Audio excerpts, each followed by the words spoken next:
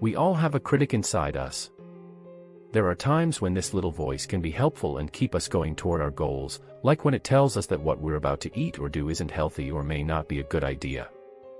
Still, this voice can be more harmful than helpful a lot of the time, especially when it leads to too much negative thinking.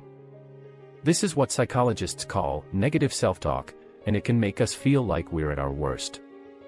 Most of us have negative thoughts about ourselves from time to time, and they can take many different forms. It can also cause a lot of stress for us and the people around us if we're not careful. Here's what you need to know about negative self-talk and how it affects your body, mind, life, and the people you care about. What is talking badly to yourself? There are many ways to talk badly to yourself. It can sound reasonable: I'm not good at this, so I shouldn't try it for my own safety, or just plain mean, I can never do anything right. It might seem like a reasonable way to look at a situation. On this test, I got a C. I guess I'm not good at math, to a fear-based fantasy, I'll never be able to go to a good college. Your inner critic may talk to you in a way that reminds you of a harsh parent or friend from your past. It can go down the path of common cognitive distortions, like making things worse than they are or blaming other people. Negative self-talk is basically any inner conversation you have with yourself that might be stopping you from believing in yourself and your own abilities and from reaching your full potential.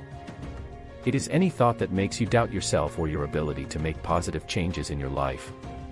So, talking badly to yourself can not only be stressful, but it can also really hold you back. How to stop talking bad to yourself? There are many ways to cut down on how much you talk to yourself every day. People respond better to different strategies, so try out a few and see which ones work best for you. Try to get your critic. Learn to recognize when you're being hard on yourself so you can stop. For example, pay attention to when you say things to yourself that you wouldn't say to a good friend or a child. Remember that what you think and feel isn't always what's true.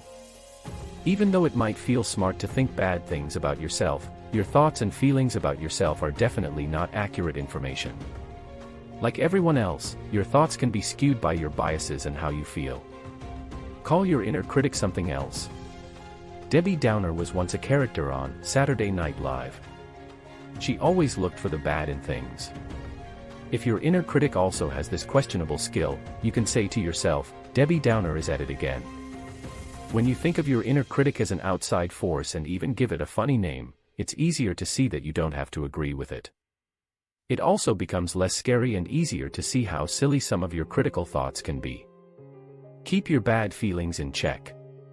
If you find yourself talking badly to yourself, it helps to limit the damage that a critical inner voice can do by only letting it criticize certain things in your life or be negative for only an hour a day.